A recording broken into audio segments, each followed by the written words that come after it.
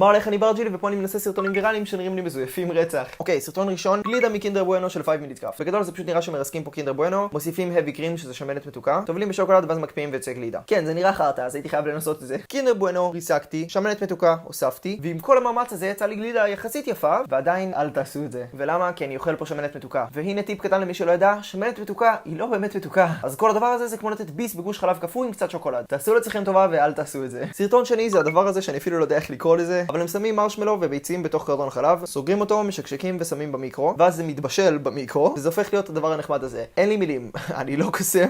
אז לקחתי קרטון חלב, שמתי מרשמלו, ביצים, ערבבתי והכנסתי למיקרו, ואז אחרי כמה שניות זה התחיל להתנפח, אז עצרתי את המיקרו, וזה מה שיצא ממנו. אחד לאחד הסרטון שלהם, תקשיבו, זה מצאת הבדלים. מוסר השכל, אל תקשיבו לסרטונים מהסוג הזה ואל תכינו שום דבר שהם אומרים לכם.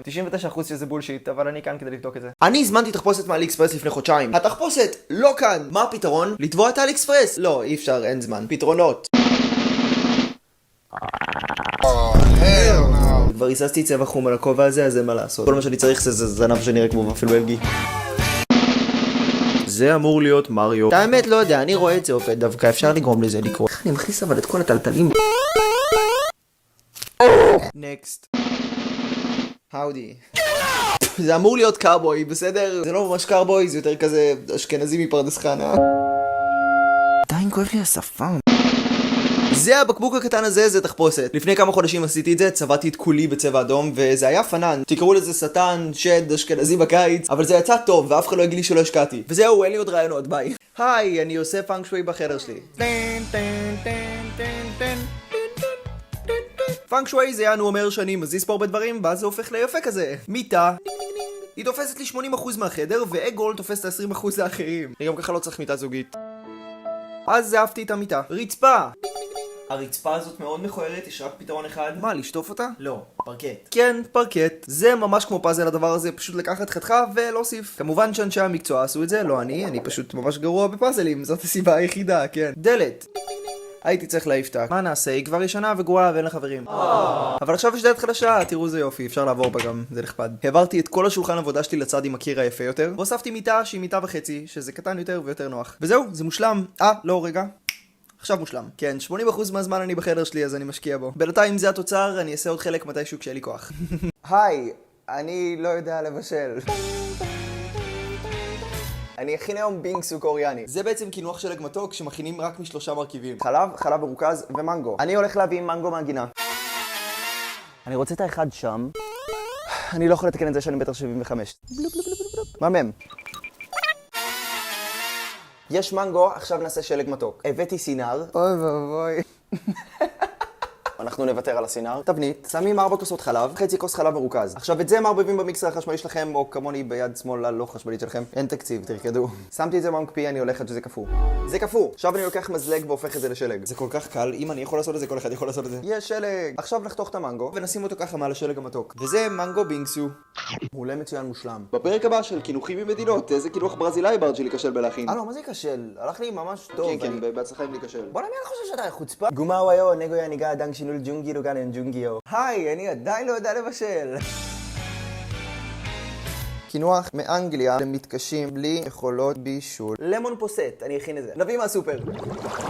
8.90 ללימונים? ללימונים? הקיצר, קניתי לימונים ושילמתי להם בצורה ממש חוקית. סתם אל תגנבו, אין ביסלי בכלא. את הלימון צריך לחתוך לחצאים עם... The fuck? הנה. נייס. ואת הסוכר צריך להפוך לאבקת סוכר. איך אני... טכנולוגיה! בריליאנט! איך אני שונא אתרים שמביאים לך טקסט, פשוט תביאו את המתכון, לא אכפת לי על איזה עץ, הכלב של מלכת אנגליה אשתי. מוציאים את הלימון מהלימון, מגרדים את הלימון מהלימון, וסוחטים את הלימון מהלימון. ועכשיו שיש הכל, להעמיד פנים שזה לא לקח לי שם החיים שלי שהתקצרה ל10 שניות בשבילכם כתם עצלנים, ולערבב את הכל בסיר. את מה שיצא שמים בתוך הלימון ומקפיאים. אחלה של דבר, סופר טעים, מינימום קפיטריה בהוגוורטס. בפרק הבא של קינוחים ממדינות, איזה קינוח יפני ברג'ילי ינסה להכין תוך כדי שהוא מדבר יפנית. לא, תורידו ציפיות, זה לא נדבק בו. אז עוד עובדות של חתולים מבן אדם שיש לו 11 חתולים. 1. רוב החתולים רגישים ללקטוז, אז כל הסטיגמה הזאת של חתולים אוהבים חלב זה בולשיט. הם אוהבים אותו, אבל הבטן שלהם לא כל כך. 2. חתולים לא יכולים לטעום דברים מתוקים, הלשון שלהם פשוט לא בנויה לזה. וכן, כמו ששוקולד רעיל לכלבים, הוא רעיל גם לחתולים. 3. חתולים משתמשים בשפם שלהם כדי לבדוק אם הם יכולים לעבור דרך דלתות ומקומות צרים. אם הוא עובר, אז כל הגוף יצטרך לעבור. אגרול פה קצת בצקי, אז קשה לו לעבור דרך מקומות צרים. 4. הסיבה לזה שהלשון של חתולים בנויה ממלא מחטים קטנים כאלה, זה כדי לעזור להם להבריש את הפרווה כשהם מנקים את עצמם, או כדי להוריד את הבשר מהעצמות של הטרף שלהם. 5. פיצפוץ הוא חתול זבל. 6. חתולים הם לא עיוורי צבעים. בניגוד למה שכולם חושבים, הם לא רואים בשחור לבן, אבל כן יש להם ראייה דיקרומטית, שזה אומר שהם בעיקר רואים את הצבעים כחול וירוק. 7. אנשים שאלרגיים לחתולים לא אלרגיים לפרווה שלהם. הם אלרגיים לתאי עור ולרוק של החתול. פשוט הרבה פעמים כשחתול מנקה את עצמו, הרוק נתפס על הפרווה. וזהו, כל הכבוד, עכשיו אתם יודעים עוד דברים על חתולים. אני הולך להכיל את אגרול. אגרול,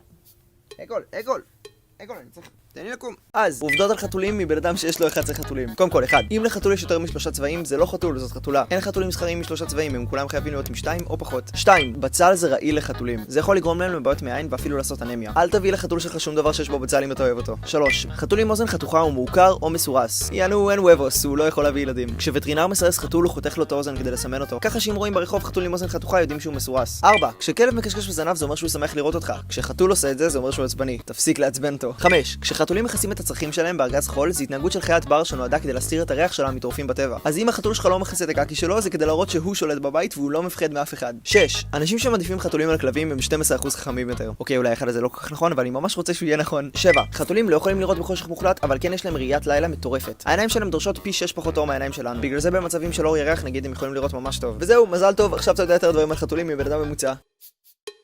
אנגרול זוז, אנגרול, נו. אז מה, נעשה סרטון גם על החיה פחות טובה? עובדות של כלבים, שכנראה לא ידעתם. 1. כלבים לא יכולים להזיע. במקום זה הם מתנשפים כדי לקרר את עצמם. אפשר לשים להם קצת מים אחורי האוזניים, זה עוזר לקרר להם את כל הגוף. 2. תביאו לכלב שלכם אור של דג סלמון. זה טוב לפרווה של כלבים. וגם ככה אף אחד לא אוהב את האור, תביאו לו. זה יעשה לו פרווה מבריקה ויפה. 3. לא רק שוקולד רעיל לכלבים, יש עוד דברים שאסור להם, כמו ענבים, צימוקים, אבוקדו, בצל, סיליטול, שום. רגישים יותר מתל אביבית עם תפריט תזונה. 4. כלבים בריאים ישנים 14 שעות ביום. תנו לי יומיים להיות כלב, באמת, כאילו. 5. אף של כלב אמור להיות רטוב. אם האף של הכלב שלכם לא רטוב, זה לא סימן טוב. אף רטוב זה אף בריא שיכול להריח פי 100,000 יותר טוב מבני אדם. כן, להריח זה די הכוח על של כלבים. 6. תדברו לכלב שלכם בקול גבוה. כלבים מגיבים הכי טוב לטונציה גבוהה, בגלל זה נהיה הרגל לעשות להם קול של תינוק. הנה, תראו. מקס. לא שם עליי. מקסי. בבקשה. 7. כלבים אוכלים דשא כשכואבת להם הבטן, ואולי זה סימן לקחת אותם לווטרינר. ואולי לפעמים זה סתם כי הם פח אשפה מלא שאוהב לאכול דברים. וזהו, אני עדיין ממליץ על חתול. וחזרתם לבר ג'יל נגד סרטונים שנראים מזויפים.